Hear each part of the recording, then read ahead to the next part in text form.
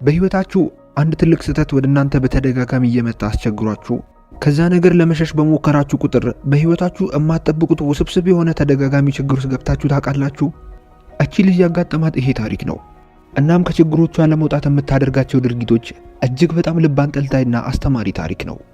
ሙሉ ታሪኩን ለማየት ቪዲዮን ላይክ አድርጋችሁ አዳዲሶች ቻናላችንን ሰብስክራይብ እያደረጋችሁ በመቀላቀል አብራችሁን እስከ ቪዲዮ መጨረሻ ቆዩ። ወደ ፊልሙ እንለፍ። ይመቻችሁ። ፊልሙ ሲጀምር የሃይስኩል ተማሪ የሆነችውን ጂ የተባለች ልጅ እያሳየን ነው። ዛሬ ላይ ወደ አዲስ ትምህርት ቤት የተቀላቀለች ሲሆን የትምህርት ቤቱ ሙሉ ተማሪዎች በጣም ሀብታም በመሆናቸው እየተገረመች ትምህርት ቤታቸውም እጅግ በጣም ቅንጡና የሚያምር መሆኑ በጣም አስደስቷታል። በዚህ ትምህርት ቤት ዛሬ የመጀመሪያ ቀኗ እንደመሆኑ ከማንኛውም ተማሪ ጋር ምንም አይነት ሰጣ ገባ ውስጥ መግባት እንደሌለባት ለራሷ ቃል ትገባለች። ምክንያቱም ከዚህ በፊት ከምትማርበት ትምህርት ቤት ከተማሪ ጋር በመጣላቷ ምክንያት ነው ከዛ የተባረረችው። ወደ እንግዳ ተቀባዮቹ ሄዳ ሴክሽን ኢ እንደተመደበችና ሴክሽን ኢ የት እንደሚገኝ ትጠይቃቸዋለች። በዚህ ሰዓት ሴቷ እንግዳ ተቀባይ በጣም በሚያስጠላ አስተያየት ብትመለከታትም ጂ ምንም አይነት ክፉ ቃል እንኳን ከአፏ ሳይወጣ ወንድየው የነገራትን አቅጣጫ በመከተል ክላሷን ፍለጋ ትሄዳለች።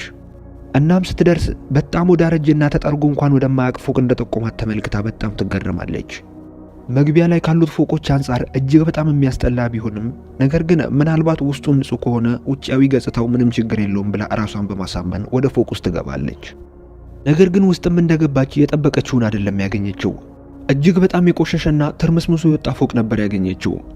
መጓዟንም ስትቀጥል የሆኑ ወንዶችን ታገኝና ሴክሽን ኢ እዚህ መሆኑን ትጠይቃቸዋለች።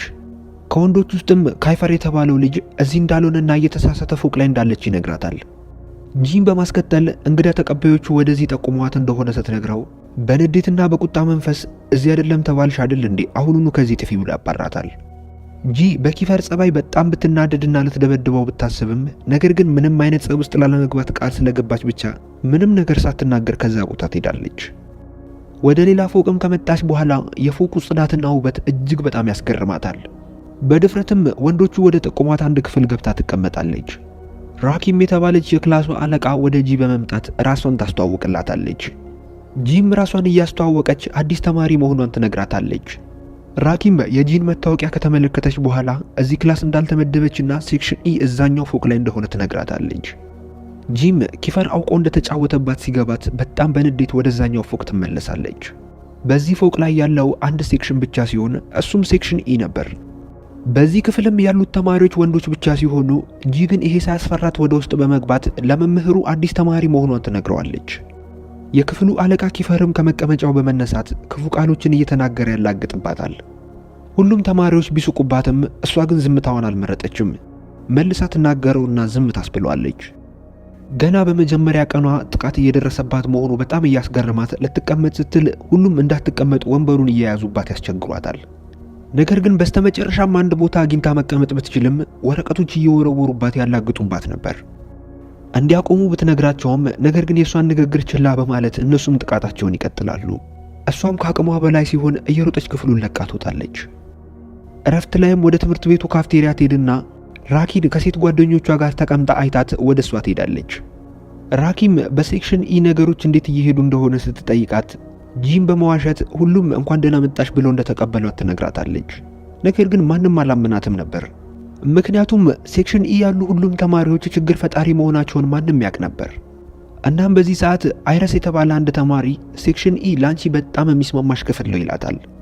አይረስና ጂ ከዚህ በፊት እንደሚተዋወቁ ግልጽ ቢሆንም ጂ ምንም ነገር ከመናገር ትቆጠባለች። እናም ካፍቴሪያውን በመልቀቅ ወደ ሴክሽን ኢ ፎቅ ትመለሳለች። ቦታው ለመመገብ የማይመች ቢሆንም እንደምንም አንድ ጥግ ላይ ቦታ ታገኝና ምግቧን ለመመገብ ስታዘገጃጅ ወንዶቹ ይመጡና ምግቡን እንዳለ ይወስዱባታል። ከነሱ ውስጥም አንድ ፊሊክስ የተባለ ልጅ ወደሷ ይመጣና ጓደኞቹ ስላደረጉባት ነገር ይቅርታ እየጠየቃት የሴክሽን ኢ ተማሪዎች ወደ ትምህርት ቤቱ ካፍቴሪያ ዝር እንዳይሉና ከዛ ምንም መግዛት እንዳይችሉ ስለተከለከሉ ካሁን በኋላ እነሱ ፊት ለፊት ምንም አይነት ምግብ እንዳታወጣ ይነግራታል። መስኪኗ ጂም እየተገረመች የቀራትን ቺፕስ ልትበላ ከቦርሳ ውስጥ ስታወጣ ፊሊክስ እሱንም ይነጥቃትና አሁን የነገርኩሽ ረስተሽ ነው እንዴ ያወጣሽው በማለት ስቆባት ይሄዳል። ከቆይታዎች በኋላ የክላስ ሰዓት ይደርስና ሴት መምህራቸው ትመጣለች። ክላሳቸው ግን በጣም ስለቆሸሸ መምህሯን ለማስተማር ፈቃደኛ እንደማትሆንና ቀጣይ ክላስ ላይም ስትመጣ ክላሱ እንዲሁ ቆሽሾ የሚጠብቃት ከሆነ እንደማታስተምራቸው በመናገር ጥላቸው ትሄዳለች። ጂም ክፍሉን ማጽዳት እንዳለባቸው ስለገባት ወንዶቹን ክፍሉን ማጽዳት ይኖርብናል ትላቸዋለች። እነሱም ባልጠበቀችው መልኩ ብቻዋን ክፍል ውስጥ አስቀርተዋት በሩን ይዘጉባታል። እንዲከፍቱላት ብትጮህም ነገር ግን እነሱ በመስኮት እያላገጡባት ክፍሉን ብቻዋን እንድታጸደው ይነግሯታል። ጂም ካላጸዳቸው እንደማይከፍቱላት ስለገባት በቻለችው መጠን ብቻዋን ክፍሉን ታጸደዋለች። ማታ ላይም ደክሟት ወደ ቤት እንደገባች የአጎቷ ሚስት እንኳን ደህና መጣሽ በማለት ትቀበላታለች። ጂ ለጊዜው እየኖረች ያለችው በአጎቷ ቤት ሲሆን የአጎቷ ሚስትም የመጀመሪያ የትምህርት ቤት ውሏ እንዴት እንደሆነ ስትጠይቃት ጂ በመዋሸት በጣም ጥሩ እንደሆነና ደስ የሚል መሆኑን ትነግራታለች። የአጎቷ ሚስትም የገባችላቸውን ቃል እንዳትረሳ ትነግራታለች። ጂም በአዲሱ ትምህርት ቤት ውስጥ ከማንም ተማሪ ጋር ምንም አይነት ጸብ ውስጥ አልገባም ያልኩትን መቼም አረሳውም ትላታለች። በቀጣዩ ቀን ጂ ወደ ትምህርት ቤት እንደሄደች ባልጠበቀችው መልኩ ኪፈር የምግብ ስም ዝርዝር የተጻፈበት ወረቀት ፊት ለፊቷ በማስቀመጥ ሄዳ ከካፍቴሪያው ገዝታላቸው እንድትመጣ ይነግራታል። ጂም ግን በንዴት እኔ ያንተ ሰራተኛ አይደለሁም ምላላክልህ ትለዋለች። ኪፈርም በንዴት የሷ እዚህ ክፍል ውስጥ መሆን በጣም እንደሚያናድደው እየነገራት እዚህ ክፍል ውስጥ መቆየት የምትፈልግ ከሆነ የሚላትን ነገር ማድረግ እንዳለባት ይነግራታል። ነገር ግን ጂም በድጋሚ መቼም ቢሆን የሚላትን ነገር እንደማታደርግና ልክ የመጀመሪያ ቀን ያየችው ጊዜ ራሱ ብትደበደበው ደስ እንደሚላት ትነግረዋለች። ኪፈርም በንዴት ሊመታት ሲዘጋጅ በድንገት መምህራቸው ወደ ክፍሉ በመግባት ያቋርጣቸዋል። ምሳ ሰዓት ላይ ዩሪ የተባለ ተማሪ ወደነ ኪፈር ክፍል ሲመጣ ሁሉም ወንዶች በደስታ ሄደው ይጠመጠሙበታል። ያመጣላቸውን ምግብ እየሰጣቸው በድንገት ጂን ይመለከታትና በጣም ይናደዳል። ኪፈርም አዲስ ተማሪ መሆኗን ሲነግረው በንዴት ወደሷ በመሄድ ያፈጥባትና ምንም ሳይናገራት ጥሏት ይሄዳል። ጂም በድርጊቱ ግራ እየተጋባች ፊሊክስን ስለ ዩሪ እንዲነግራት ትጠይቀዋለች።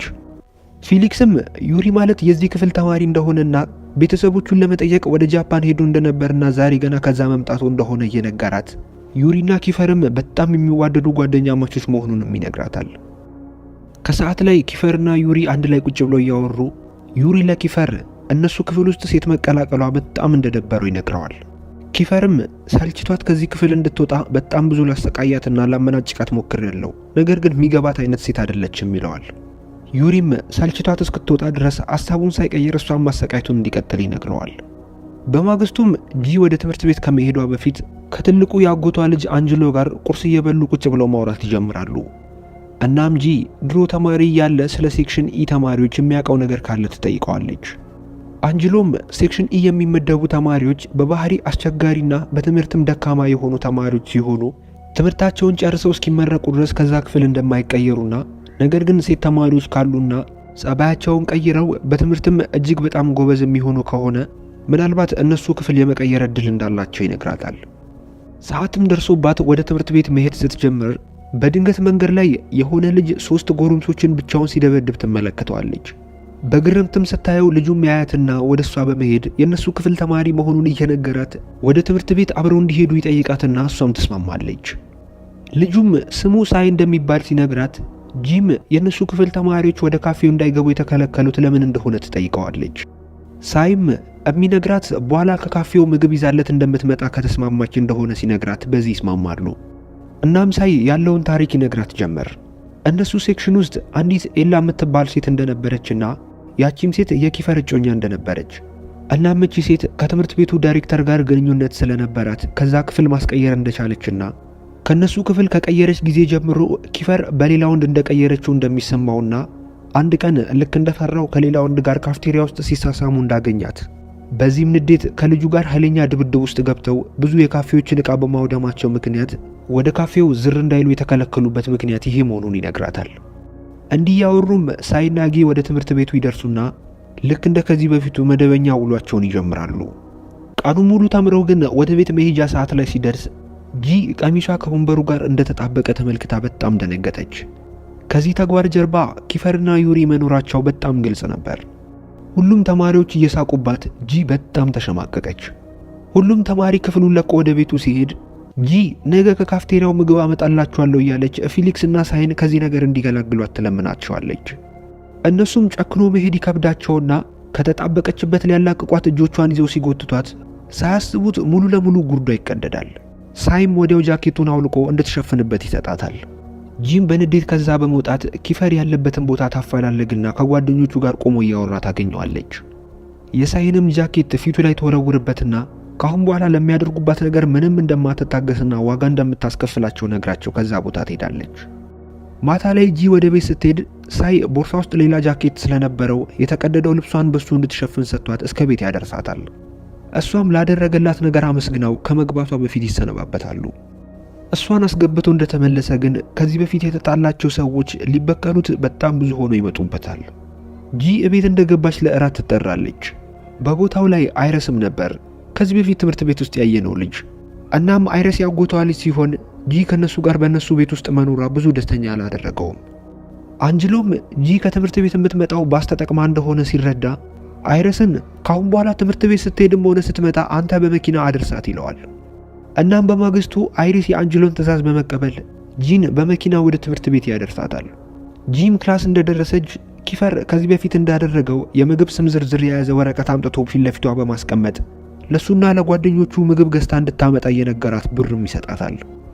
ጂም እየተናደደች እሱ የሚላትን ነገር የማድረግ ግዴታ እንደሌለባት እየነገረችው ምግብ ካመጣችም ለሷና ለጓደኞቿ ብቻ እንደምታመጣ ትነግረዋለች። ከቆይታዎች በኋላ ግን ጂ እምቢተኝነቷን በመተው ሄዳ ያዘዛትን ምግብ ታመጣላቸዋለች። ስትመለስም ኪፈርን ጨምሮ ሁሉም ባደረገችው ነገር በጣም ይደሰታሉ። ልትሄድም ስትል ፊሊክስ ከነሱ ጋር ተቀላቅላ እንድትበላ ይጠይቃትና ጂ በጣም ደስተኛ ሆና ከነሱ ጋር ትቀላቀላለች። ይሄ ሁሉ ነገር ያላስደሰተው ዩሪ ግን በንዴት ሁሉንም ጥሏቸው ይሄዳል። ወደ ክላስም ሲመለሱ መምህራቸው በድንገት መጣ የጥናት እገዛ የሚፈልግ ተማሪ ካለ ስማችሁን ልጥራና አቤት ትሉኛላችሁ በማለት ስማቸውን መጥራት ስትጀምር እነሱ ግን አይደለም ለጥናት ለትምህርት እንኳን ፍላጎት የላቸውምና ያላግጡባታል።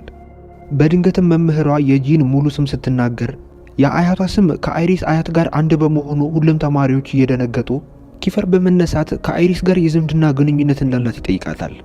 እሷም አይሪስ ያጎቷ ልጅ መሆኑን ስትናገር ሁሉም ወንዶች ፊታቸውን ቅይርይር ያደርጉታል። ያጎቷ ልጅ አይሪስ ከዚህ ክፍል ተማሪዎች ጋር የሆነ የሚያገናኛቸው አሊያም መሃላቸው ያለ ጸብ እንዳለ ቢገባትም ማናቸውም ስላላረጋገጡላት ግን ግራ ተጋብታለች። ከክላስም በኋላ የሚቀርቧትን ወንዶች ለማናገርና ጉዳዩ ልትጠይቅ ብትሞክርም ሁሉም ግን ሊያናግሯት ፈቃደኛ አልነበሩም። በኋላ ላይም ኪፈርና የክላሱ ተማሪዎች እንዳለ ኢንተርኔት ላይ ስለጂ አንዳንድ ነገሮችን ሊያጣሩ ይሞክራሉ። ከዚህ በፊት የምትማርበትን ትምህርት ቤት ያወቁት ሲሆን በዛ ትምህርት ቤት ውስጥ ጸባጫሪ ከሚባሉ ተማሪዎች ውስጥ አንዷ እንደሆነችና አንድን ተማሪ ከዚህ በፊት በስክሪፕቶ ወቅታው እንደነበርና ለብዙ ተማሪዎችን መጎዳት ምክንያት እንደነበረች ይደርሱበታል። በዚህ ሰዓት አንድ ጓደኛቸው እየሮጠ በመምጣት ስለ ጂ ቤተሰቦች አንድን መረጃ እንዳገኘ ይነግራቸዋል። የጂ አባት ከዓመታት በፊት እንደጠፋና የት እንዳለ እስከዛሬ ድረስ ማንም እንደማያውቅ፣ የጂም እናት ሌላ ወንድ ማግባት ስለፈለገች ጂን በልጅነቷ ከቤት አስወጥታ እንደጣለቻትና ጂ ከልጅነቷ ጀምሮ ያደገችው በአያቷ እጅ ሲሆን ወደዚህ ትምህርት ቤት ከተዘዋወረች በኋላ ግን ከአጎቷ ጋር መኖር እንደጀመረች ይነግራቸዋል። ኪፈርና ዩሪ ጂ ወደ እነሱ ክፍል የመጣችው አይረስ ወደዚህ ክፍል እንድትመዘገብ ልኳት እንደሆነና እነሱ ልትሰልላቸው እንደመጣች ማሰብ ይጀምራሉ። በማግስቱም ክላሱ የሚጸዳበት ጊዜ እንደደረሰ ወንዶቹ ልክ እንደ ከዚህ በፊቱ ጂን ብቻዋን ክፍል ውስጥ አስቀርተው ይዘጉባታል። አማራጭም ስለሌላት ብቻዋን ክፍሉ ማጽዳት ስትጀምር ኪፈር ይበልጥ ሊያናድዳት ስለፈለገ ቆሻሻ ማጠራቀሚያውን አንስቶ እዛ ጋር በመዘርገፍ እንድታጸዳው ይነግራታል። ጂም በንዴት ሌላውን ቆሻሻ ማጠራቀሚያ ተዘረግፈውና እማያግዟት ከሆነ ብቻዋን እንደማታጸዳ ትነግረዋለች። ጭቅጭቃቸው መክረሩን ያስተዋለው ዩሪ ኪፈር ጂን እንደሚመታት ስላስተዋለ እንዲረጋጋ ለማድረግ እየሞከረ ችግር ውስጥ መግባት የማይፈልግ ከሆነ ዝም ብሎ ክላሱን በማጽዳት ላይ እንዲያግዛት ይነግረዋል። ኪፈርም በመረጋጋትና ስሜታዊነቱን በመተው ጓደኛው ዩሪ ያለውን ነገር በመስማት ክላሱን በማጽዳት ያግዛታል። በማግስቱ ጂ ከአይሪስ ጋር ወደ ትምህርት ቤት በመኪና እየሄደች ሳለ በድንገት ሳይን በእግሩ ሲሄድ ትመለከተውና አይሪስን ቶሎ መኪናውን እንዲያቆመው ነግራው ከሳይ ጋር በእግር መሄድ እንደምትፈልግ ትነግረውና ጥላው ትሄዳለች። ወደ ሳይም ሄዳ ለቀናቶች ከክላስ የቀረኸው ለምንድን ነው በማለት ስትጠይቀው ከዚህ በፊት አግኝቶ የደበደባቸው ሰዎች ብዙ ሆነው በመምጣት በጣም ክፉኛ እንደደበደቡትና በጣም ስለጎዱትና መራመድ እንኳን ስላልቻለ ከህመሙ እስኪያገግም ከቤት ወጥቶ ራሱ እንደማያውቅ ይነግራታል። ጂም ክፍል ውስጥ ተፈጥሮ ስለነበረው ነገር እየነገረችው ተማሪዎቹም አይሪስ ያጎቷ ልጅ መሆኑን ሲያውቁ እንዳገለሏትና ማንም እያናገራት እንዳልሆነ እየነገረችው እሱም ይህንን እንደሚያደርግ ትጠይቀዋለች። ሳይ ግን እሱ እንደዚህ አይነት ሰው እንዳልሆነና ስለዚህ ልትጨነቅ እንደማይገባ ነግሯት ወደ ትምህርት ቤት ጉዟቸውን ይቀጥላሉ። ከሰዓት ላይም ከትምህርት በኋላ ሳይ ለጂ ዛሬ የክፍላችን አለቃ የሚመረጥበት ቀን ስለሆነ ምርጫ ወደሚካሄድበት ቦታ ይዤሽ ልሂድ በማለት ወደ አንድ ቦታ ይዟት ይሄዳል። ጂ ባየችው ነገር በጣም ደነገጠች። ምክንያቱም እንዳላት ትክክለኛ ምርጫ ሳይሆን ምርጫውን የሚያደርጉት ሁለት ተማሪዎች ይደባደቡና ድብድቡን ያሸነፈ ሰው የክፍሉ አለቃ ሆኖ ይመረጣል። እናም ዛሬ ኪፈርና ዴቪድ የተባለ አንድ ተማሪ ናቸው የሚጋጠሙት። እናም ድብድባቸው ተጀምሮ እጅግ በጣም የሚያስፈራና ኃይለኛ ቡጢዎች የሚሰነዘሩበት ድብድባቸውን ይቀጥላሉ። በስተመጨረሻ ግን ፍልሚያውን ኪፈር በድል ያጠናቅቃል። ጓደኞቹም ኪፈርን ትከሻቸው ላይ ተሸክመውት እየጨፈሩ በደስታ ከዛ አካባቢ ይሄዳሉ። ጂ ግን ወደ ቤት ከመሄድ ይልቅ መራመድ ያቃተውን ዴቪድ ወደ ኋላ ቀርታ በማገዝ ወደ ቤት ታደርሰዋለች። በቀጣዩም ቀን ክላስ ውስጥ ጂ ለዴቪድና ለሳይ ያመጣችላቸውን የሚበላ ነገር ትሰጣቸዋለች። ይህንን ኋላ ሆነው የሚመለከቱት ዩሪና ኪፈር በጣም ይናደዳሉ። ምክንያቱም ጂ ከአንዳንድ ወንዶች ጋር በሆነች ቁጥር ምቾት እየተሰማት ነው። እነሱ ደግሞ በዚህ ክፍል ውስጥ እስካለች ድረስ መቼም ምቾት እንዲሰማት አይፈልጉም። በዚህ ሰዓት አንደኛው ተማሪ ቀጣዩ ክፍለ ጊዜ ስፖርት እንደሆነና ጊዜ ሳያጠፉ ወደ ስፖርት ሜዳ መሄድ እንዳለባቸው ይነግራቸዋል። እነሱም ወዲያው መዘጋጀት የጀመሩ ሲሆን በዚህ ሰዓት አይሪስም ከክላስ ውጪ ከጓደኞቹ ጋር ቁጭ ብሎ ነበር። እናም አንዱ ጓደኛው የሴክሽን ኢ ተማሪዎች ቀጣይ ክፍለ ጊዜያቸው ስፖርት እንደሆነ ሲነግረው በድንገት የኤሪስ ፍቅረኛ ኤላ ወደዛ ቦታ ትመጣለች። መሃላቸውም በጣም የሚያስቀናና ቅልጥ ያለ ፍቅር ያለ ሲሆን በድንገት አይሪስ ወደ ስፖርት መስሪያው ሜዳ መሄድ እንዳለባቸው ይነግራቸዋል። ምክንያቱም ደግሞ የአክስቱ ልጅ ብቻዋን ስለሆነች ወንዶቹ ጥቃት እንዳያደርሱባት ስላሰበ ነበር። ወደ ሜዳው እንደገቡ ኤላና አይሪስ ለተማሪዎች በሚታይ ቦታ ላይ ነበር የተቀመጡት። አይሪስ ይህንን የሚያደርገው ኪፈርን ለማናደድ ሲሆን በተሳካ መልኩ ኪፈር በጣም ተናዶ ንዴቱን መቆጣጠር ያቅተውና አይሪስን ለማናደድ ወደ ጂ ሄድና እንዴት የቮሊቦል ኳስ እንደሚያዝ አስተምርሻለሁ በማለት አውቆ ኳሱን በኃይል ይወረውረውና ፊቷን ይመታታል። ክፉኛ ስላገኛትም አፍንጫዋ ነስሮ ወዲያው ደም በደም ትሆናለች። ሁሉም ተማሪዎች በተፈጠረው ነገር በጣም ሲደነግጡ ኪፈርም በሰራው ስህተት በጣም ደንግጦ ይቅርታ መጠየቅ እንዳለበት ሲያስብ አይሪስ ቀድሞት እየሮጠ በመሄድ ወዲያው ከወደቀችበት ያነሳታል። ለቀጣዮቹ 2 ቀናት ጂ ከጉዳቷ ለማገገም ለ2 ቀናት ከትምህርት ቤት ትቀራለች። ያጎቷ ሚስትም እሷን ለመንከባከብ ቁርስ ይዛለት ትመጣለች። እናም ጂ ከነዚህ ወንድ ተማሪዎች ጋር እንዴት መግባባት እንዳለባት ስለማታውቅና ስለከበዳት ከዛ ትምህርት ቤት መልቀቅ እንደምትፈልግ ለአጎቷ ሚስት ትነግራታለች። በዛ ላይ ምንም አይነት የትምህርት ቤት ችግር ውስጥ ላለመግባት ለነሱ ቃል መግባቷ ትንሽ ነገሩን ከባድ እንዳደረገባት ትነግራታለች። ያጎቷ ሚስትም እኛ ችግር ውስጥ አትግቢ ያለሽ እንጂ እንደዚህ ያለ አግባብ ለሚጨቁኑሽማ ራስሽን ለመከላከል ማድረግ የሚገባሽን ነገር ማድረግ ትችያለሽ ትላታለች። ከሰዓታትም በኋላ ጂ ለራሷ መድኃኒት ለመግዛት ወደ ከተማ ስትወጣ በድንገት የክላሷ ተማሪዎች ግር ብለው በመምጣት ወደሚወስዷት ቦታ እንድትሄድ ይጎተጉቷታል። ነገር ግን እሷም አልሄድም በማለት ራሷን ለማስለቀቅ ከነሱ ጋር እየተላፋች ሳለ በድንገት ራሷን የኪፈር እጅ ላይ ታገኘዋለች። ይሄ ሁሉ ነገር ሲፈጠር ኋላ ቆሞ እንደነበርና እነሱም ሊያመጧት የነበረው ወደሱ እንደሆነም እየነገራት እዛው አካባቢ ወደ ነበረው ካፌ ወስዶ ያስቀምጣታል።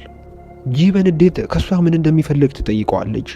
ኪፈርም መልስ ከመስጠት ይልቅ የቁስል ፕላስተር አውጥቶ የተጎዳችበት ቦታ ላይ ይለጥፍላታል። ለአስተናጋጆቹም አይስክሬም እንዲያመጡላት ሲያዛቸው ላደረገባት ነገር በዚህ ሊሸውዳት እንዳይሞክርና መቼም እንደማትረሳለት ትነግረዋለች። ኪፈርም አቃለው ይቅርታ መጠየቅ ላይ ጎበዝ አይደለም፣ ነገር ግን የትኛዋም ሴት አይስክሬም ስለምትወድ እምቢ እንደማትላቃለው ይላታል። ጂም ተናዳ በተቀመጠበት ጥላው ትሄዳለች። ነገር ግን ትንሽ እንደተራመደች ተመልሳ ትመጣና ያዘዘላትን አይስክሬም ወስዳው ትሄዳለች። በቀጣይም ቀን እንደተለመደው ጂ ወደ ትምህርት ቤት ትሄድና በአጋጣሚ ወደ መጸዳጃ ክፍል ትገባለች።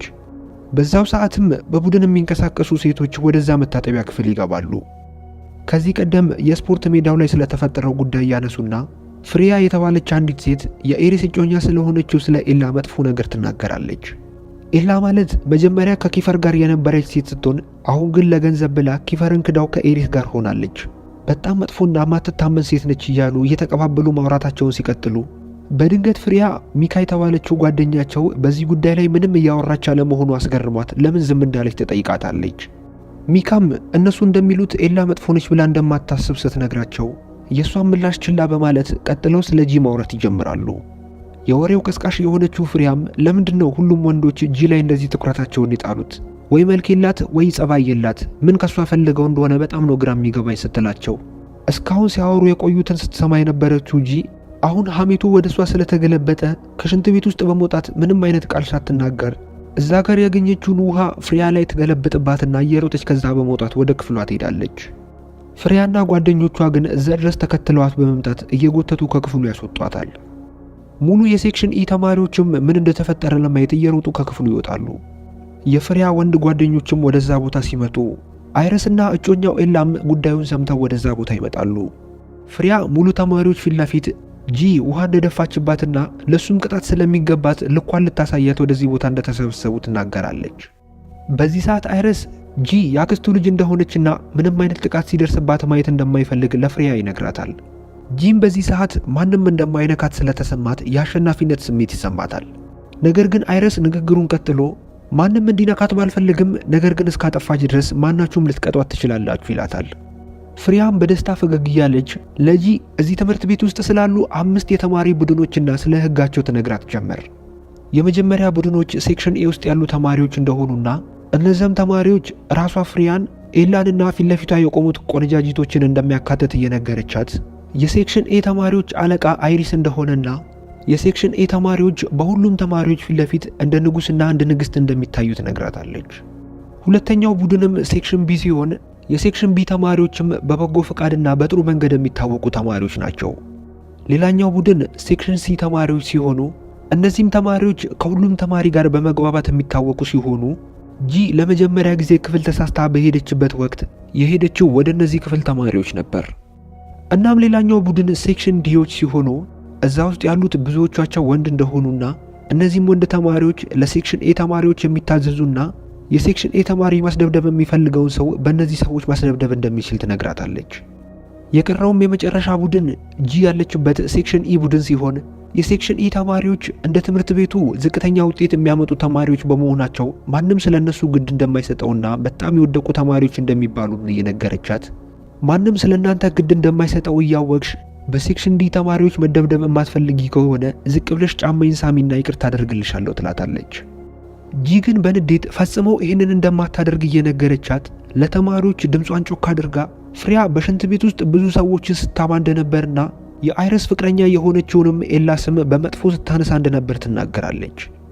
ሁሉም ተማሪ ሲደናገጥ ጂም ንግግሯን ቀጥላ ከሃዲና ግርማ ሞገስ የጎደላት ሴት ናት እያለች ስለሷ ስታወራ እንደነበር ትነግራቸዋለች። በዚህ ሰዓት ፍሬያ በጣም ደነገጠች።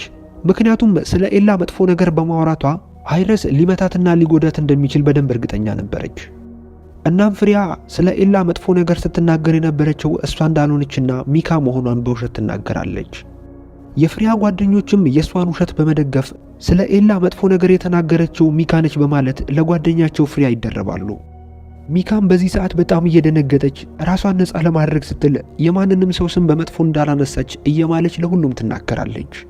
አይረስ ግን የሚካን መሐላ ችላ በማለት ለሴክሽን ዲ ተማሪዎች እውነታውን እስክትናገር ድረስ በደንብ ቅጥቅጥ አድርጉልኝ ይላቸዋል። እነሱም እዚሁ ፊት ለፊት ሊደበድቧት ወደፊት ይዘዋት ሲወጡ ከሴክሽን ኢ ተማሪዎች ውስጥ አሌክስ የተባለው አንደኛው ልጅ ዘሎ ይመታቸውና ያስቆማቸዋል።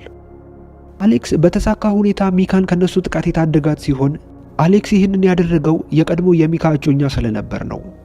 እናም አይረስ አንተ ማናባ ስለሆንክ ነው የምታስቆማቸው በማለት ከአሌክስ ጋር መነጋገር ሲጀምሩ አሌክስ ያለምንም ፍርሃት አይረስንም ዘሎ ሊመታው ይሞክርና በሁሉም ተማሪ መሃል ኃይለኛና ቀውጢ የሆነ መጨረሻ የሌለው የእርስ በርስ ድብድብ ይነሳል። በኋላ ላይም ኪፈርና ዩሪ አንድ ላይ በመቀመጥ ስለተፈጠረው ነገር እየተነጋገሩ ዩሪ ለኪፈር ጂን ከክላሳቸው የማስወጣት እቅዳቸው እንዳልተሳካላቸውና ይባስ ብሎ የክላሳቸው ተማሪዎች እያሳዘነቻቸውና እያቀረቧት በመሆኑ ያሰቡትን ሐሳብ ለማሳካት አዳጋች እንደሚሆንባቸው ይነግረዋል። ኪፈር ግን በአንድ ድንጋይ ሁለት ወፍ መግደል የሚችሉበትን ሐሳብ እንዳለው እየነገረው ጥሩ ስብዕናን በማሳየት ከሷ ጋር ለመቀራረብና የፍቅር ግንኙነት ለመጀመር እንዳሰበና እሷ በፍቅር መውደቋን ካረጋገጠ በኋላ ሙሉ በሙሉ እንደሚተዋትና በዚህ ጉዳይ እሷ ብቻ ሳትሆን ያጎቷ ልጅ አይሪስን በጣም ስለሚያዝን ሁለታቸውንም መበቀል ስለምንችል ለኛ ጥሩ አጋጣሚ ይሆንልናል ይለዋል። ዩሪም ሐሳቡን እንደወደደውና በፍጥነት ስራውን እንዲጀምር ይነግረዋል። ይህ በእንዲህ እንዳለ ሳይ ወደ ኪፈር እየሮጠ በመምጣት ጂ ከሴክሽን ዲ ተማሪዎች ጋር እየተደባደበች እንደሆነ ይነግረዋል። ኪፈርም በፍጥነት ወደ ቦታው ሲሄድ 3 ልጆች እየደበደቧት ያገኛቸውና አንደኛው ልጅ ጂን ክፉኛ አመታት ሊመታት ሲል ኪፈር ምንም ሳያቅማማ በፍጥነት ልጁን በማስቆም ከወንዶቹ ጋር መደባደብ ይጀምራል። ጂም ከወደቀችበት በመነሳት በተቃራኒ አቅጣጫ ሁለቱም እርስ በርሳቸውን እየተጠባበቁ ሁሉንም በመዘረር በስተመጨረሻ በጣም ይደክማቸውና መሬት ላይ ዝርር ብለው ይተኛሉ። ጂም ኪፈርን ስላዳናት እያመሰገነችው ዩሪና ሳይ በፍጥነት ወደዛ ቦታ እየሮጡ ይመጣሉ። ዩሪም ጂን እያደነቃት ከወደቀችበት ያነሳትና ስለዚህ ድብድብ ጉዳይ የትምህርት ቤቱ ኃላፊዎች ስለሚያጣሩና ኪፈር የመጨረሻ ማስጠንቀቂያ ላይ ስላለ በዚህ ድብድብ ላይ እንደተሳተፈ መቼም መናገር እንደሌለባትና ከተናገረች እንደሚያባርሩት ይነግራታል። እሷም ያላትን በመስማት መቼም ስሙን እንደማታነሳ ቃል ትገባላቸዋለች። በማግስቱ ተማሪዎች ትምህርት ቤት እያሉ ከባድ ዝናብ በመዝነቡ ምክንያት ትምህርት ቤቱ ተማሪዎችን በጊዜ ወደ ቤት እንዲሄዱ ይለቃቸዋል። ጂም ለአይረስ በመኪና መጥቶ እንዲወስዳት ብትነግረውም ለረጅም ሰዓት ባለመምጣቱ ምክንያት ዝናብ ውስጥ ረጅም ሰዓት ትቆማለች። በዚህም ሰዓት ዩሪ ወደ እሷ በመምጣት ነይ እኔ ላደርስሽ ወደ መኪናው ግቢ ይላታል። እሷም አማራጭ ስላልነበራት ወደ መኪናው ትገባለች። በጣምን በርዷት ስለነበር ዩሪ ሹራቡን አውልቆ ይሰጣትና ጉዟቸውን ይጀምራሉ። በመዳረሻቸው ላይ ግን ዩሪ ይዟት የመጣው ወደ ራሱ ቤት መሆኑን ስታስተውል ጂ በጣም ትደነግጣለች። ወደዚህም ይዟት የመጣው መንገዱ በጎርፍ ምክንያት መኪና ለመንዳት አመቺ ስላልሆነ እንደሆነ እየነገራት ለጊዜው እነሱ ቤት እንድትቆይና መንገዱ ሲከፋፈት ወደ ቤት እንደሚያደርሳት ነግሯት በዚህ ይስማማሉ። ዩሪ በጣም ቅንጡ የሆነ አፓርትመንት ውስጥ መኖሩ ጂን በጣም እያስገረማት ነው። እሱም ወደ ቤት ካስገባት በኋላ ልብሷን እንዲያደርቁላት ለሰራተኞቹ እንድትሰጣቸውና የሷ ልብስ እስኪደርቅ ወደሱ ክፍል ገብታ የምትፈልገውን የሱን ልብስ መልበስ እንደምትችል ይነግራታል። ክፍሉንም ለቆላት ከወጣ በኋላ ዩሪ ገላዋን ታጥባ የሱን ልብስ በመልበስ አብረው ቁጭ ብለው ማውራት ይጀምራሉ። በወሬያቸው መሃልም ጂ ስለ ቤተሰቦቹ ስትጠይቀው ቤተሰቦቹ ጃፓን እንዳሉና እዛ እንደሚኖሩ እሱ እዚህ የሚያክል ቤት ውስጥ የሚኖረው ከአያቱ ጋር ብቻ እንደሆነ ይነግራታል። በኋላም ላይ ከዩሪ አያት ጋር ለመክሰስ በአንድ ጠረጴዛ ላይ ይቀርባሉ። አያትየውም ዩሪ እስከዛሬ ሴት ጓደኛውን ይዞ መጥቶ እንደማያውቅና ዛሬ ሴት ይዞ መምጣቱ በጣም እንዳስገረመው ይነግራታል። በዛ ላይ የጂን ጨዋነት አያትየው በጣም ደስ የሚል ሆኖ አግኝቶታል። በማግስቱ ጂ ዩሪ ላደረገላት ነገር እያመሰገነችውና እየተቀላለዱ ወደ ክፍል ይሄዳሉ። ኪፈርም ዩሪ ከጂ ጋር እንደዚህ መሳሳቁን ሳይ በጣም ይደነግጣል። ለብቻውም ሲያገኘው ትላንት ምን ተፈጥሮ ዛሬ አንድ ላይ እንደዚህ ሊሆኑ እንደቻሉ ይጠይቀዋል። ዩሪም ምንም ሳይደብቅ የተፈጠረውን ነገር እየነገረው የኪፈርን መናደድ ስላስተዋለ ይሄ በእቅዳቸው ዙሪያ ላይ ምንም አይነት ችግር ይፈጥራል ብሎ ማሰብ እንደሌለበትና ምንም የሚለወጥ ነገር እንደሌለ ይነግረዋል። እናም ብዙም ሳይቆይ ኪፈርና ጂ ወደ ዳይሬክተሩ ቢሮ እንዲመጡ ይጠራሉ። ቢሮም ሄደው የሴክሽን ዲ ተማሪዎች እዚህ መሆናቸውን ያስተውላሉ። የሴክሽን ዲ ተማሪዎችም ኪፈርና ጂ ያለምንም በቂ ምክንያት የድብደባ ጥቃት እንዳደረሱባቸው ለትምህርት ቤቱ ከሰው ነበር። እናም ጂ እሷም ሆነች ኪፈር በእነሱ ላይ ምንም አይነት ነገር እንዳላደረጉ ብትናገርም ዳይሬክተራቸው ግን ፈጽሞ የምትለውን ነገር እንደማታምናት ትነግራታለች። ምክንያቱም ደግሞ ኪፈር በተደጋጋሚ በማጥፋት የሚታወቅ ተማሪ ስለነበር ነው። በዚህ ሰዓት ጂ ኪፈር አንድ ጥፋት ከተገኘበት ከዚህ ትምህርት ቤት እስከ ወዲያኛው ይባረራል ብሎ ዩሪ የነገራትን ታስታውስና ከተቀመጠችበት በመነሳት ለተፈጠረው ነገር ሁሉ ኃላፊነት የምትወስደው እሷ እንደሆነችና ኪፈር እንደሌለበት ትናገራለች። በዚህ ሰዓት ዳይሬክተሯ እንኳን ለሱ ጥብቅና ልትቆሚ አንቺ ራሱ ከዚህ ትምህርት ቤት ትባረሪያለሽ በማለት ስታስጠነቅቃት ጂም ለሱ እየተደረብኩ ሳይሆን ያለው እውነታ ይሄ ስለሆነ ነው ትላታለች። ዳይሬክተሯም ጉዳዩን በራሷ መንገድ እንደምታጣራና ጂ ግን ወላጅ ይዛ መምጣት እንዳለባት ትነግራትና ከቢሮ ታስወጣቸዋለች። ኪፈርም ላደረገችው ነገር እያመሰገናት ብዙም ሳይቆይ ከቢሮ የተደወለለት አንጅሎ ወደ ትምህርት ቤቱ ይመጣል። በጣም ተናዶባትም ስለነበር በትምህርት ቤት ውስጥ ምንም አይነት ችግር አልፈጥርም ብለሽ ቃል የገባሽው ረስተሽው ነው ይላታል። ጂም እሷ ችግር ፈጥራ ሳይሆን አለመግባባት እንደሆነ እየነገረችው ይቅርታም ተጠይቀውና ሁለተኛ እንደማይደገም ትነግረዋለች። የዛን ቀን ማታ ኪፈርና ጓደኞቹ እነ ዩሪ ቤት ለመዝናናት ይሄዳሉ። ኪፈርም ለጓደኞቹ ጂን በፍቅር ሊያጠምዷት እንደሆነና በደንብ ፍቅር ውስጥ መግባቷን ሲያረጋግጡ እሷን በመክዳትና ልቧ እንዲሰበር በማድረግ አዝና ከዛ ክፍል እንድትወጣ ሊያደርጉ መሆኑን ይነግራቸዋል። በዚህ ንግግር ሰዓት የዩሪ ፊት ላይ ሐዘን ቢታይም ነገር ግን ምንም ከመናገር ይቆጠባል።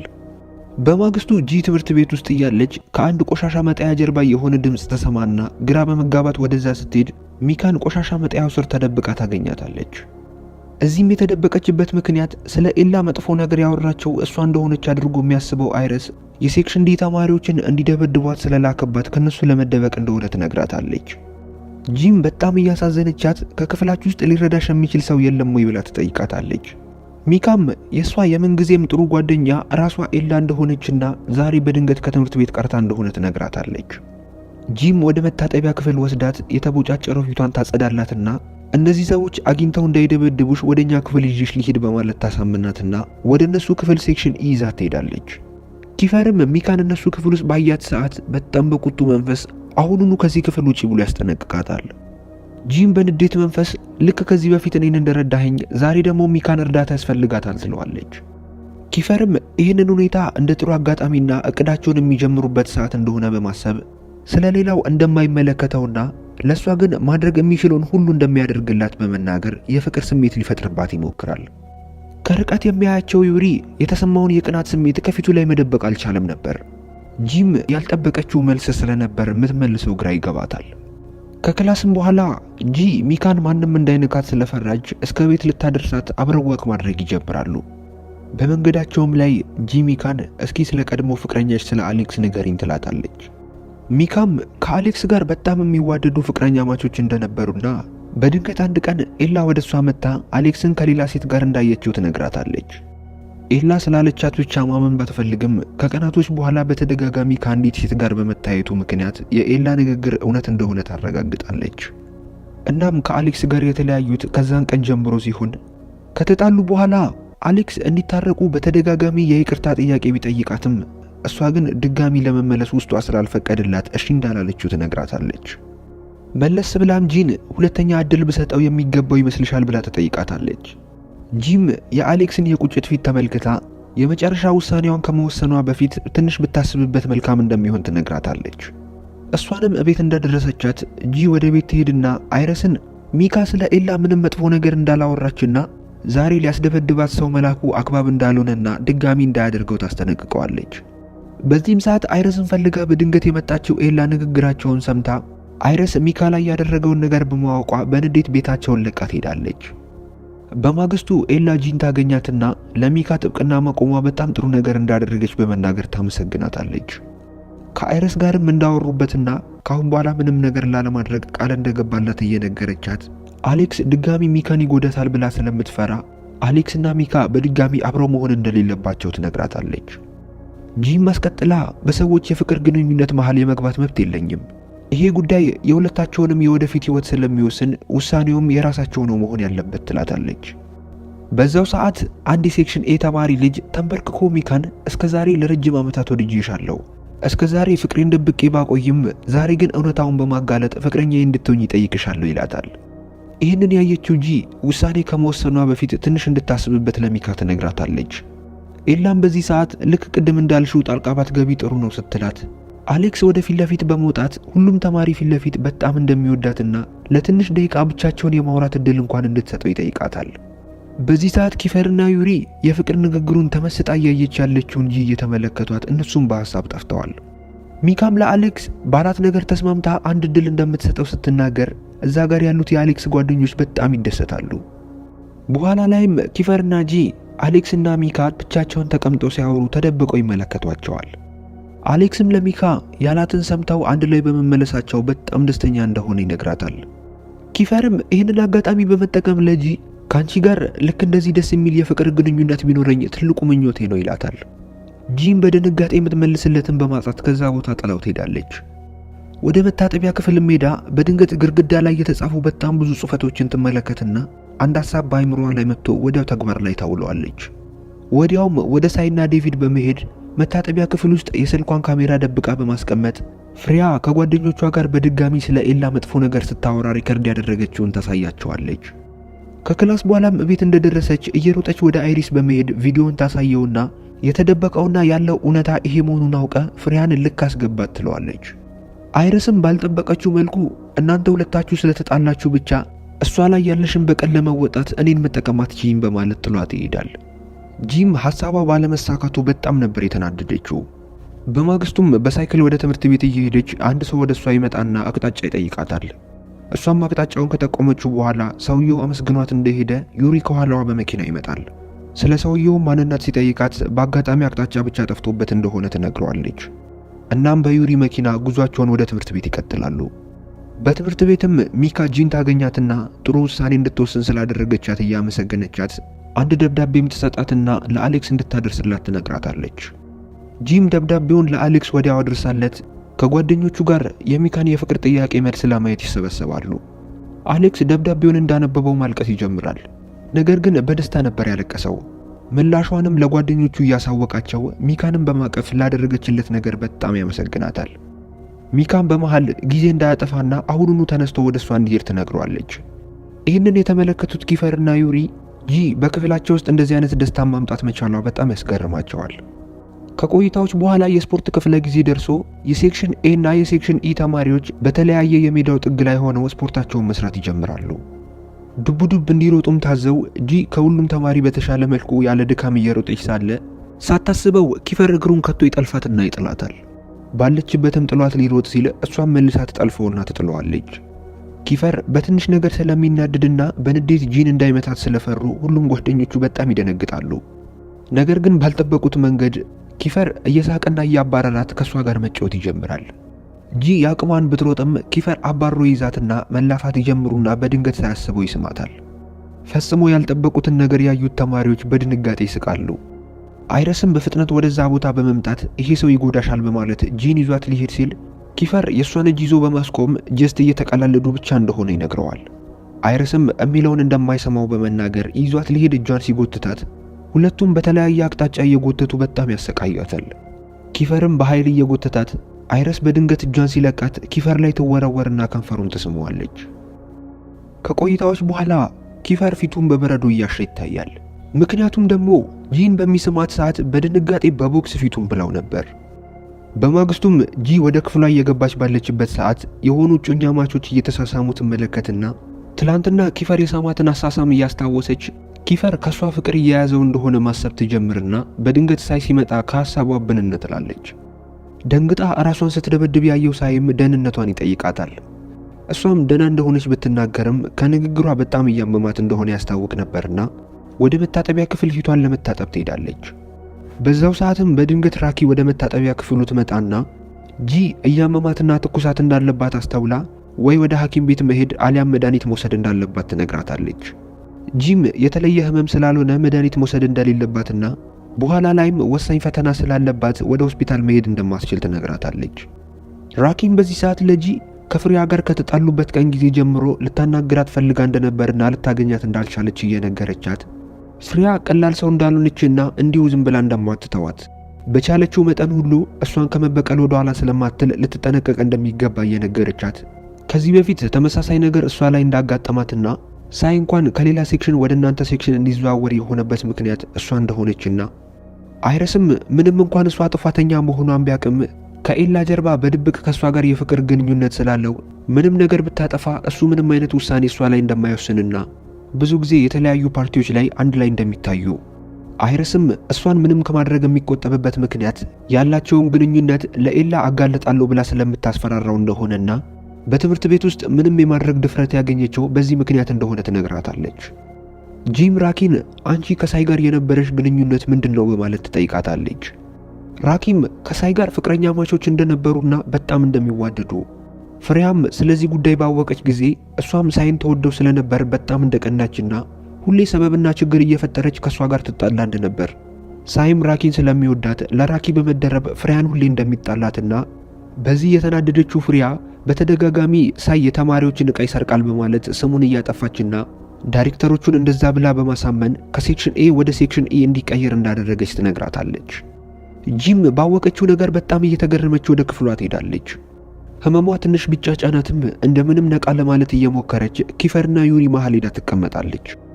መምህራቸውም ወደ ክፍሉ መጥቶ ያዘጋጀላቸውን ፈተና ያከፋፍላቸዋል። ጂ ህመሟ እየባሰባት መጥቶ ፈተናው ላይ ትኩረት ማድረግ በጣም እየከበዳት ይመጣል። ከአቅሟ በላይም ሲሆን እዛው ወንበሯ ላይ ተተኛና ከትንሽ ቆይታ በኋላ ጓደኞቿ መጥተው ከተኛችበት ይቀሰቅሷታል። ጂም አይኗን እንደገለጠች ፈተና ላይ ምንም አይነት መልስ እንዳልመለሰችና ፈተና እንዳመለጣት ስላወቀች በጣም ነበር የደነገጠችው። በትምህርቱ እንደምትወድቅና ቤተሰቦቿን እንደምታሳዝን ስላወቀች በጣም ነበር የተናደደችው።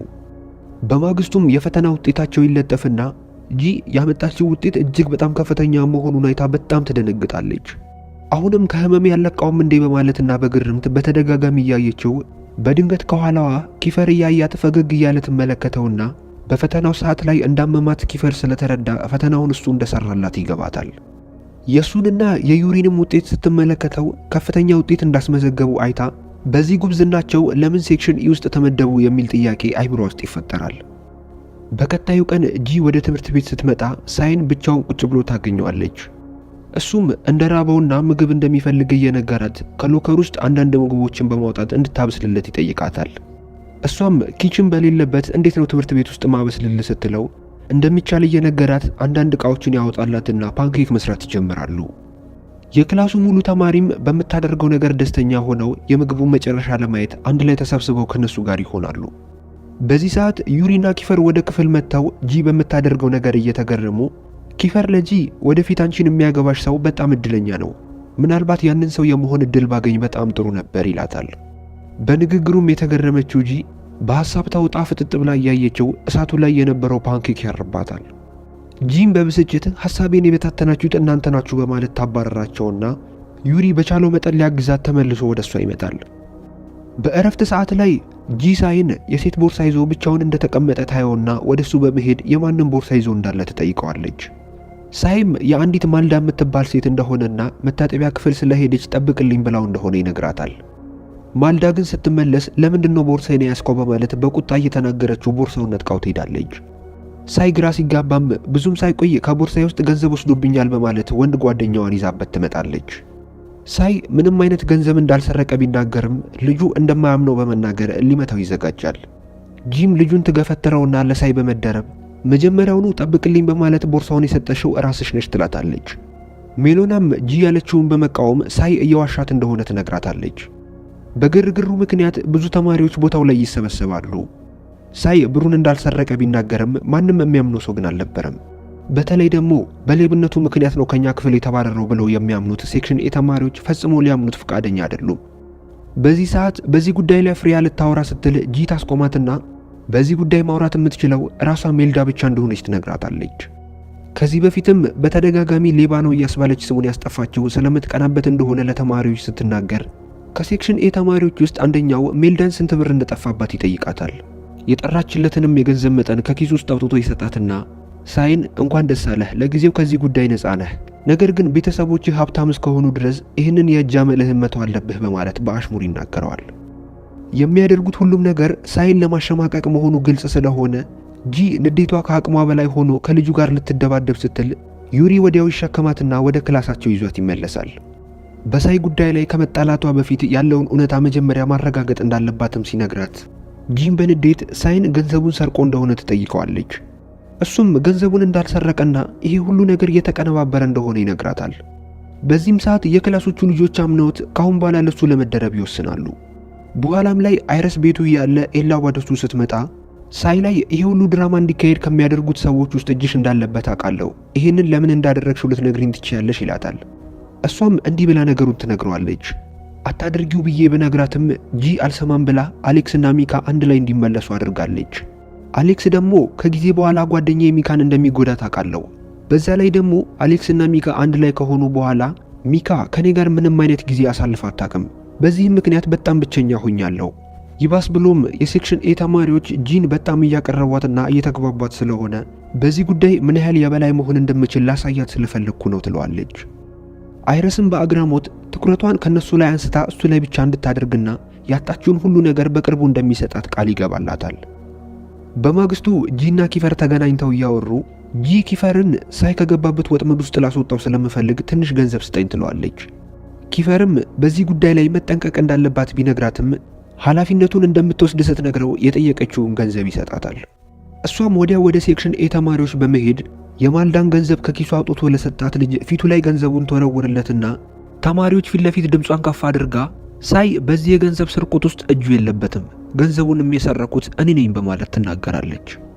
በዚህ ሰዓት አይረስ ይህንን የምትናገሪው ሳይን ከዚህ ችግር ውስጥ ለማውጣት እንደሆነ ይገባኛል፣ ነገር ግን ተዳፍረሽ እዚህ ጥግ ድረስ መድረስሽ ዋጋ ስለሚያስከፍልሽ ይቅርብሽ ይላታል። ይህንን አጋጣሚ ተጠቅማ የጂን ንግግር ያቀረጸችው ፍሪያ ኢንተርኔት ላይ በስልኳ የቀረጸችውን ቪዲዮ ትለቀዋለች። ጂ ወደ ክፍሏ ስትመለስ ጓደኞቿ በጣም ደንግጠው ታገኛቸዋለች። ገንዘቡን እኔ ነኝ የሰረኩት ብላ ስትናገር የሚያሳየውን ፍሪያ የለቀቀችውን ቪዲዮ ሲያሳዩት በጣም ትደነግጣለች። ሳይም በዚህ ሰዓት ለሱ ብላ የራሷን ስም እንዲጠፋ በማድረጓ በጣም የጥፋተኝነት ስሜት ይሰማዋል።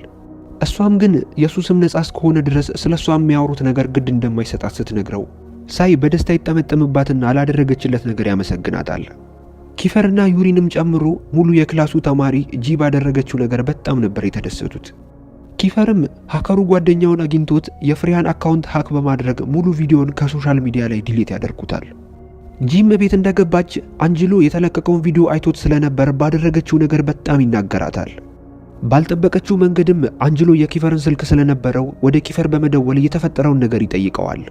ኪፈርም ያንን ያደረገችው ሳይ የተባለውን ጓደኛዋን ለማዳን እንደሆነና ገንዘቡን አለመስረቋን ሁሉም ስለሚያውቁ ምንም ችግር እንደሌለው፣ በዛ ላይ አሁን ላይ ቪዲዮ ዲሌት እንደተደረገም ይነግረዋል። አንጅሎም ይህንን ሰምቶ ይረጋጋና ካሁን በኋላ እንደዚህ አይነት ነገር ፈጽሞ እንዳታደርግ ያስጠነቅቃታል። በኋላ ላይ የጂ አያት ጂን ከማትወዳት የአጎቷ ሚስት ጋር ወደና አንጅሎ ቤት ትመጣለች። ለአያትየው ስለ ቪዲዮ ቢነግሯትም አያትየው ጂን በጣም ስለምትወዳት ምንም አይነት ነገር ከመናገር ትቆጠባለች። ጂም ንፋስ ለመቀበልና ጭንቀቷን ለመርሳት ከቤት ወጥታ ወደ አንድ ካፌ ጎራ ትላለች። በአጋጣሚም የሴክሽን ኤ ሴት ተማሪዎች እዛ ካፌ ስለነበሩ አስተናጋጁን በመጥራት ጂ ሌባ እንደሆነችና እሷ እዚህ በመሆኗ ምቾት እየተሰማቸው እንዳልሆነ ይነግሩታል። አስተናጋጁም ወደ ጂ ሄዶ ከካፌው እንድትወጣ እየነገራት በድንገት ዩሪ ወደዛ ይመጣና የተፈጠረውን ነገር ተመልክቶ ለአስተናጋጁ እሷ እንዳትወጣና በተቃራኒው እነሱን እንዲያስወጧቸውና የካፌውን የሙሉ ቀን ገቢ እሱ እንደሚከፍል ይነግረዋል። ጂ ይህ ካፌ የዩሪ ወላጆች መሆኑን ስታቅ በጣም ትገረማለች። አስተናጋጁም ወደ ሴቶቹ በመሄድ ከዩሪ በተቀበሉት ትዕዛዝ መሰረት ከካፌው ያስወጣቸዋል።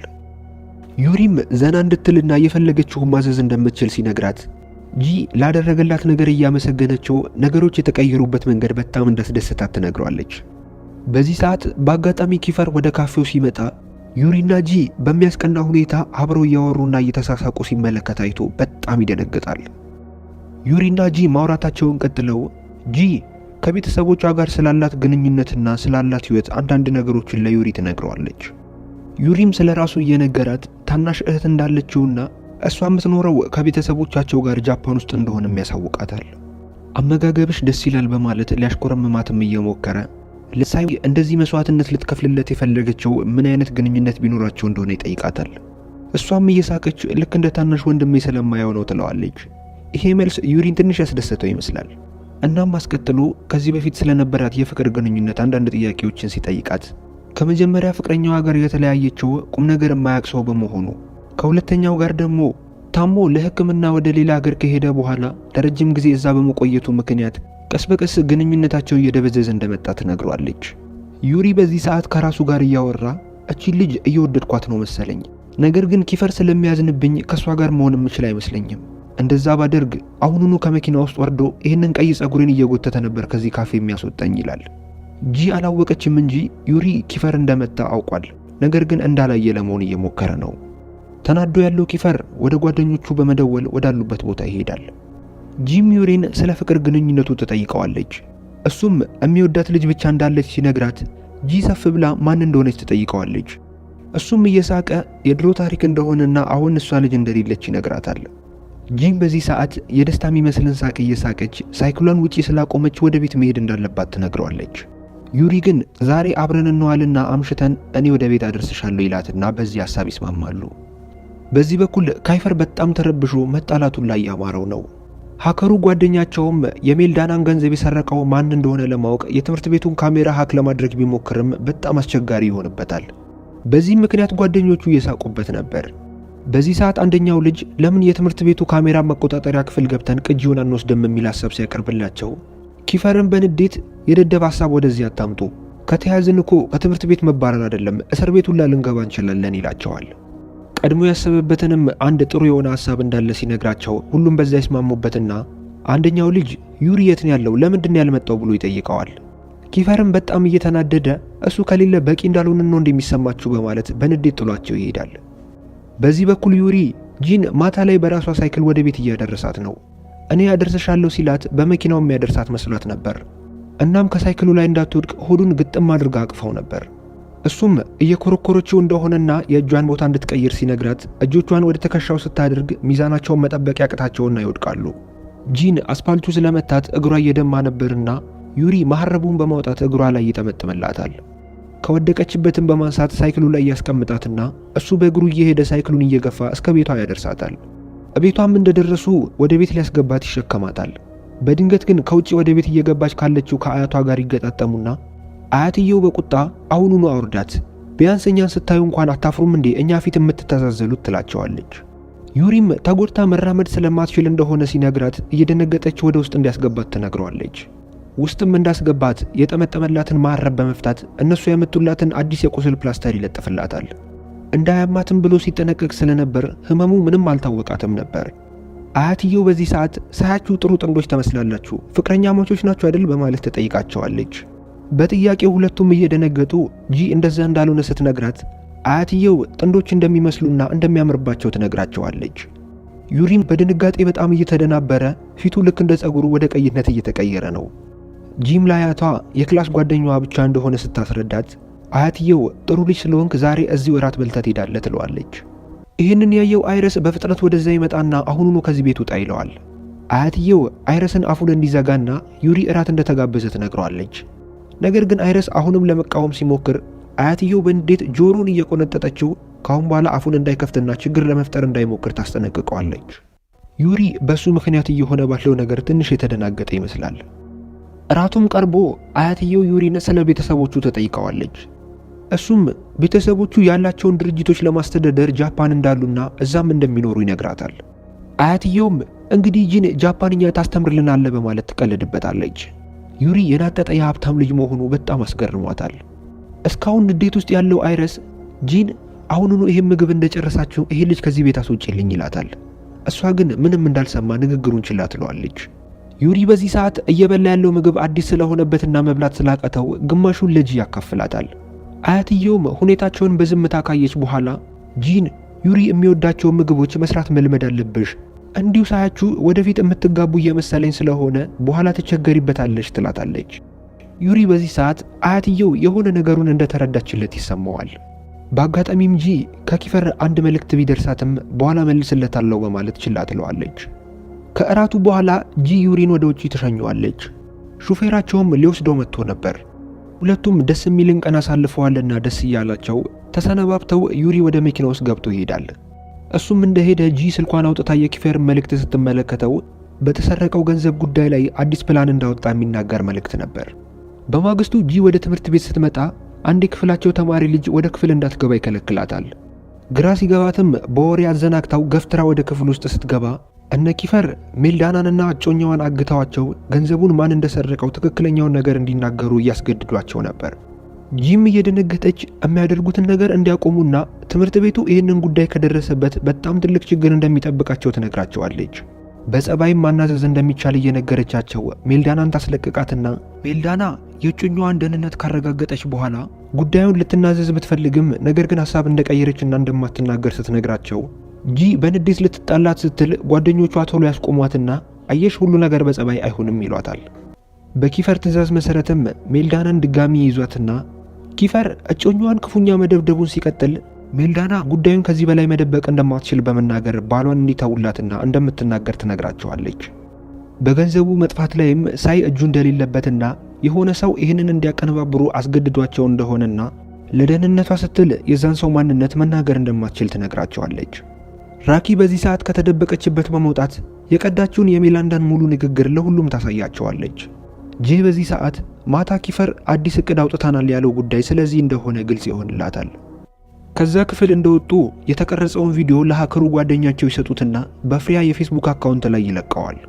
የሴክሽን ኤ ተማሪዎችም ይህንን ባዩ ሰዓት በጣም የደነገጡ ሲሆን ፍሪያም ኪኮ የተባለው ጓደኛዋን የኔን ፓስወርድ የምታውቀው አንተ ብቻ ነህ፣ ይህንን የለቀቀው አንተን አደል በማለት ከሱ ጋር መጨቃጨቅ ትጀምራለች። የሱም መልስ የነበረው እንዴት ነው እኔ ካንቺ ጋር እዚህ ቁጭ ብዬ ቪዲዮ ልለቅ የምችለው የሚል ነበር። በዚህ በኩል ኪቨር ወደ ጂ በመሄድ ባንቺና በሳይ መካከል በተፈጠረው ጉዳይ ላይ ንጽህናችሁን ስላረጋገጥኩኝ ሽልማቴ ምንድነው የሚሆነው ይላታል። እሷም ምንም የምትሸልመው ነገር እንደሌላት ስትነግረው እሱ ግን የሆነ ነገር እንደሚፈልግ እየነገራት ፊቱን እያቅለሰለሰ ወደ ደረቷ ይጠቁማል። ጂም እየደነገጠች እንዴት እንደዚያን ነገር ትለኛለህ በማለት በንዴት ጥላው ትሄዳለች። እሱም ይከተላትና ምን ሆነሽ ነው? አሁን ባሰብሽው መልኩ መንገድ የምቀርብሽ ይመስልሻል? እኔ ቦርሳሽ ውስጥ ያለውን ምሳቃ ነበር የጠየቅኩሽ። እንደውም ሁለት አማራጭ ልስጥሽ። እንደ ጥሩ ምስጋና $1000 ትሰጪኛለሽ፣ አሊያም ደግሞ ከዚህ ትምህርት ቤት እስክንወጣ ድረስ ሁሌም ምሳ ይዘሽልኝ ትመጫለሽ ይላታል። እሷም ሁለቱም ከባድ ምርጫ ነው እያለች በማንገራገር ላይ ሳለች ሳታስበው ከቦርሳ ውስጥ ምሳቃውን ይወስድባትና ይሄዳል። ዞር እንዳለችም የተፈጠረውን ነገር ያስተዋለው ዩሪ ነይ ምሳ ከኔ ጋር እንብላ በማለት ይጠራታል። ምሳ የሚበሉበት ቦታ ላይ ይዟት ሲሄድ ሳይንና ዴቪድን ቁጭ ብለው እየጠበቋቸው ታገኛቸዋለች። ጂም ጓደኞቻችን አሌክስ እና ሚካ የት ነው ያሉት ብላ ስትጠይቃቸው እነሱ ቀጣዩ ክፍል ውስጥ እንዳሉና እነሱ ጥንዶች ስለሆኑ እነሱን ላለመረበሽ እዚህ እንደሆኑ ይነግሯታል። እሷም ከቦርሳዋ ውስጥ የቀራትን ምሳ ዕቃ በማውጣት ለሳይና ለዴቪድ እንዲበሉ ስትሰጣቸው ዩሪ በምስኪንነቷ እየተገረመ እሱ ይዞት የመጣውን በልታ ማታውቀውን የጃፓን ምግብ ፊት ለፊቱ ያደርግላታል።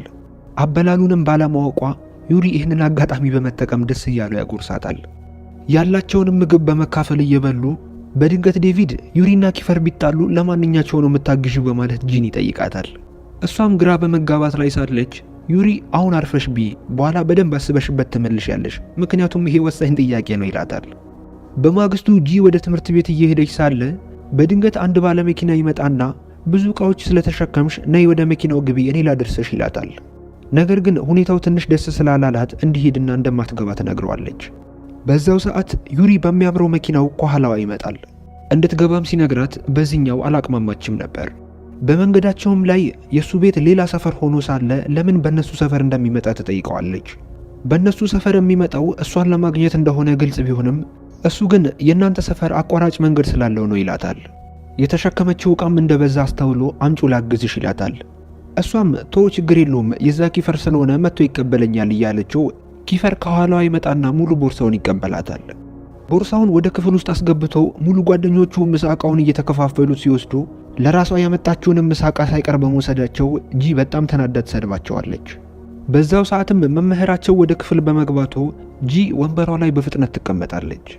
መምህራቸውም እንደሚታወቀው በየዓመቱ ትምህርት ቤታችን የሚያዘጋጀው ፌስቲቫል ፕሮግራም እየደረሰ ስለሆነ ሁላችሁም መዘጋጀት አለባችሁ ይላቸዋል።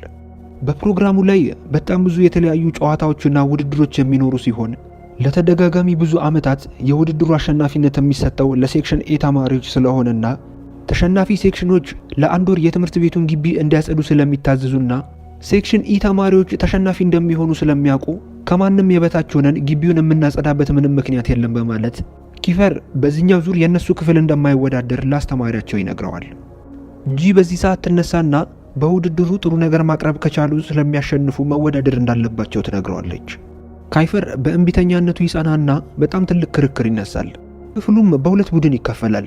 ግማሹ ኪፈርን ፈርቶ አናከብርም የሚልና ግማሾቹ ደግሞ በጂ ሐሳብ የተስማሙት ናቸው።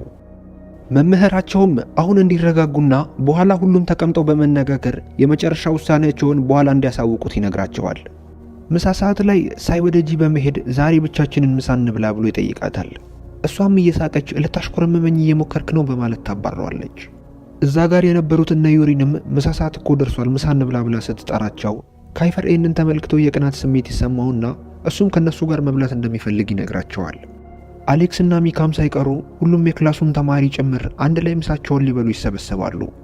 የኪፈር ጓደኞች ዛሬም ጂ ያመጣችውን ምግብ ነው መንበላው ብለው ሲዘጋጁ ኪፈር ከዚህ በኋላ ምንም አይነት የሰው ምግብ መብላት እንደማይቻልና ሁሉም የየራሱን ምግብ ማምጣት እንዳለባቸው ይነግራቸዋል።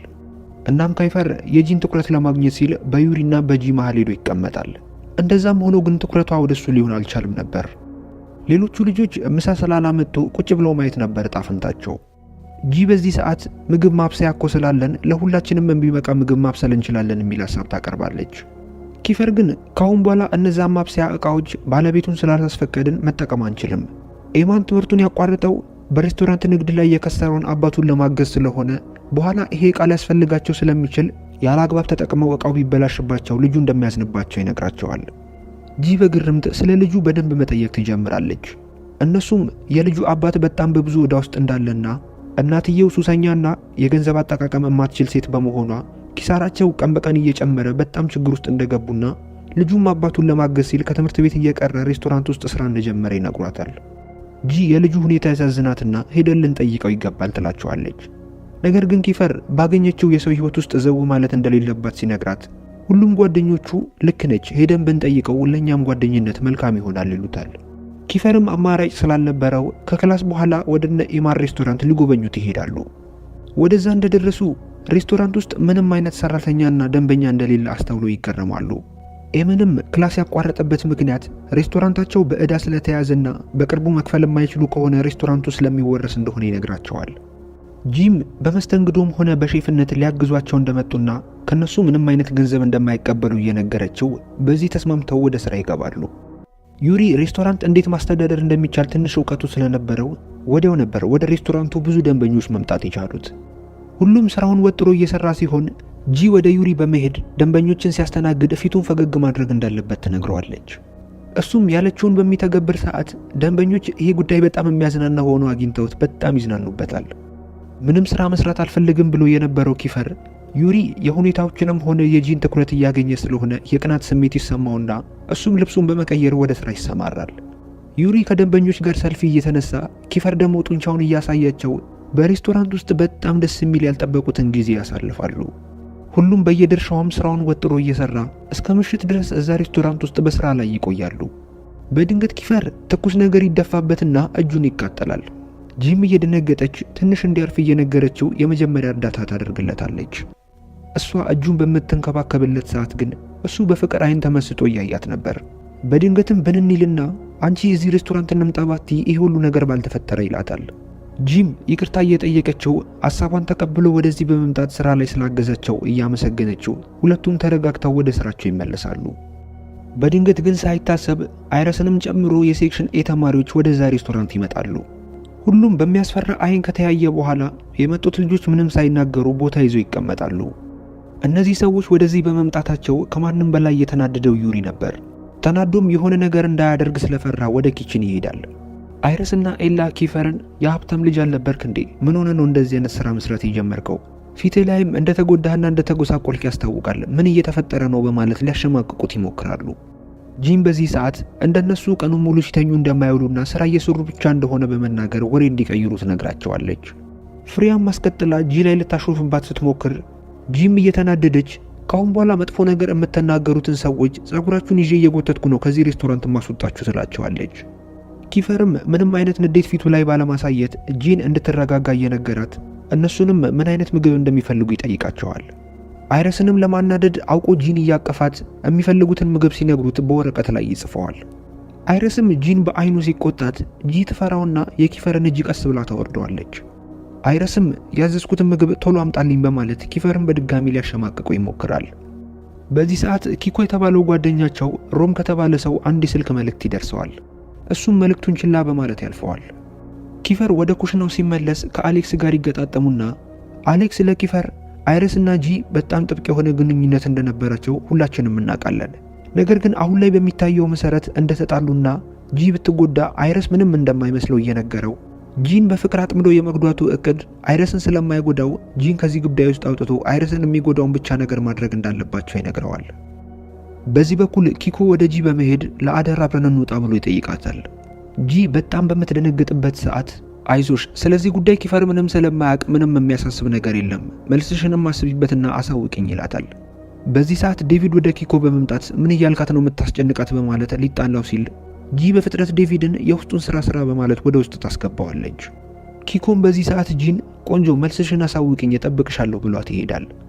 ቆይታም ጂ ወደ ኪችኑ ስትመጣ ዴቪድ በንዴት ጂን ኪኮና አንቺ ምን አይነት ግንኙነት ቢኖራችሁ ነው አብረን እንውጣ ብሎ የሚጠይቅሽ ይላታል።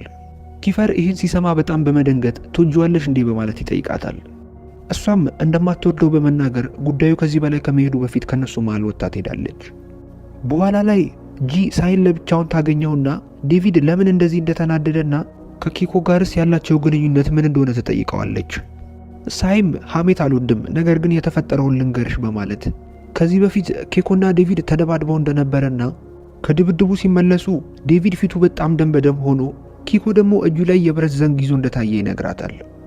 ዴቪድ በሰዓቱ የአጸፋ መልስ ያልሰጠው ዴቪድ በወቅቱ ትምህርት ቤት ውስጥ የተማሪዎች አለቃ ስለነበር እንደዚህ አይነት ነገር ውስጥ መገኘት ስላልፈለገ እንደሆነና አሁን ላይ ግን አለቃነቱን ኪፈር ስለወሰደው ሁሉም ተማሪ ደስተኛ እንደሆነና አንድ ቀን ዴቪድ ብድሩን እንደሚመልስ ተስፋ እንደሚያደርጉ ይነግራታል።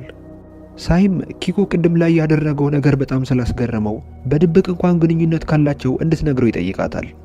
እሷም ምንም አይነት ግንኙነት እንደሌላቸው ብትነግረውም ሳይም የሆነ ነገር ማሳታሳየው እንደዚህ ሊሆን አይችልም በማለት ያሾፍባታል። በጣምም ከመሸ በኋላ እንደተለመደው ዩሪ ጂን ወደ ቤት ያደርሳታል። ጂን በአግራሞት በዚህ እኩለ ሌሊት ምን አግኝቶ ደስተኛ እንደሆነ ተጠይቀዋለች። እሱም ምንጊዜም ከሷ ጋር በሚሆንበት ሰዓት ደስተኛ እንደሚሆን እየነገራት ዛሬም ደስ የሚልን ቀን ያሳለፉ ሲሆን የነገ እቅዳቸውን መርሳት እንደሌለባት ነግሯት በመሰናበት ይሄዳል። ዩሪም እንደሄደ ተደብቆ የነበረው ኪኮ ጂ ወደ ቤት ከመግባቷ በፊት ብቅ ይላል። ስልክ ቁጥሯን ሊያገኝ ሞክሮ አይረስ ሊሰጠው ፈቃደኛ እንዳልሆነም እየነገራት በጣም እየወደዳት ስለሆነ በቅርቡ የታገብኛለች ጥያቄ እንደሚጠይቃት ይነግራታል። ጂ በኪኮ ገገማነት እየተገረመች ሳለ አይረስ ከቤት ውስጥ ድምጻቸውን ሰምቶ ብቅ ይላል። ኪኮንም በደንብ አድርጌ ያውቃለሁ፣ ስለዚህ ምንም አይነት የታገብኛለች ጥያቄ እንደማይኖር ካሁኑ ማወቅ አለብህ በማለት ከቤታቸው እንዲሄድ ያባረዋል። ጂንም ልክ ለሳይ ደግነቷን አሳያለሁ ብላ ስሟን እንዳጠፋችው አሁንም የቤተሰቧን ስም እንዳታሰድብ እየነገራት ወደ ቤት ግቢ ይላታል። በማግስቱ ጠዋት ጂ ከቤት ስትወጣ ኪኮ በድጋሚ እዚህ እንዳልመጣ ብላ እየጸለየች ትወጣለች። ያልጠበቀችው መንገድ ግን ኪፈር ነበር ውጪ የጠበቃት። እሱም በጣም እኮ ረፍዷል፣ ምን እየፈለግሽ ነው? ወደ ፕሮግራሙ ቶሎ መድረስ ስላለብን ነይ ወደ መኪናው ግቢ ብሎ ያስገባታል። ጂ በእጇ የሚበላ ነገር ይዛ ስለነበር ኪፈርን እንዲጎርስ ትነግረዋለች። እሱም ልሸውደው ስለመሰለው ቶሎ ብሎ ሲጎርሰው ሳያስበው በትንሹ ጣቷን ይነክሳታል። እሷም ስትደነግጥ እሷም በጊዜ ለመውሰድ ከቤት ቁርስ ሳይበላ እንደወጣና እሷ በማርፈዷ ምክንያት በጣም እንደራበው እየነገራት የዚህ ሁሉ ጥፋት ተጠያቂ እሷ እንደሆነች ይነግራታል። ከመሄዳቸው በፊትም ኪኮን ትወጂዋለሽ እንዴ ለመጨረሻ ጊዜ ልጠይቅሽ ይላታል። እሷም ፈጽሞ እንደማትወደው ስትነግረው እሱም ፈጽሞ ውሸታም እንደማይወድና ይሄ ነገር እንዳያጣላቸው ካሁኑ ያስጠነቅቃታል።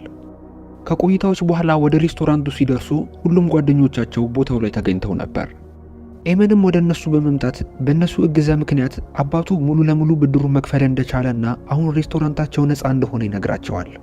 ሁሉም እየተደሰቱ እናቱ እንደ ድሮ ሱሷን እንዳቆመችና እሱም ካሁን በኋላ ወደ ትምህርቱ ሊመለስ እንደሆነም ሲያሳውቃቸው ደስታቸው እጥፍ ድርብ ይሆናል።